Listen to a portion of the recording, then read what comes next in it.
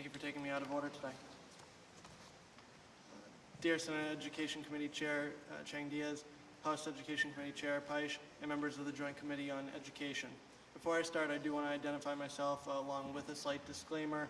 Yes, I am Donald Willyard, and I do presently sit on the Massachusetts Board of Elementary and Secondary Education, though while I occupy this position alongside Secretary Pizer, Commissioner Chester, and Chairman Sagan, who you heard from earlier, I do speak in this present moment for myself as an individual member, but do not speak on behalf of the board, nor do I speak on behalf of any one organization, even the state SAC, which I am the chairman of.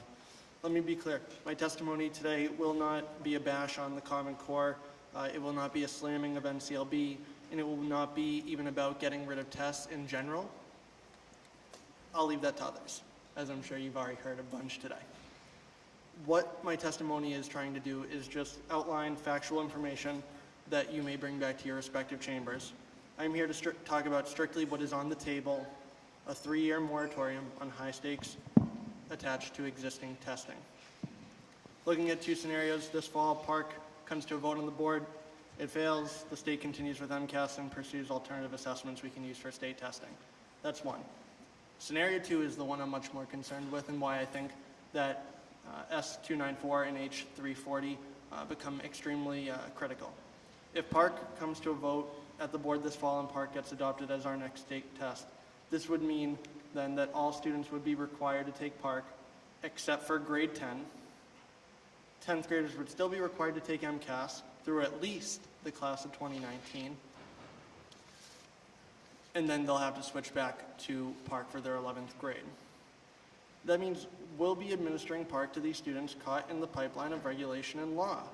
If this sounds confusing or somewhat high-handed, it is, and it's concerning.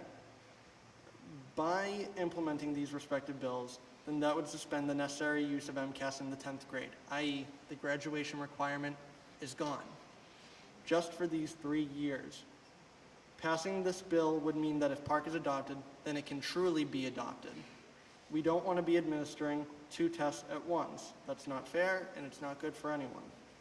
Implementation of a single test would be welcomed in schools because we won't have teachers trying to teach 2 standardized tests. Now, I'm not saying that Park is better or MCAS is better. I'm simply outlining that this is what will happen if we don't adopt this moratorium. I think Representative Paul Tucker said it best, that we just need to take a breath. A breath is what we need. And so we don't want students stressing about having to take and pass MCAS in the 10th grade and then Park again in the 11th grade after already having years of Park under their belt. We'll save the state money by doing this. And just there's a lot of pros, not too many cons, of just taking a step back, taking a minute to accept that we may have gone a little too far, and we want to just take this one test at a time. Thank you. Thank you very much.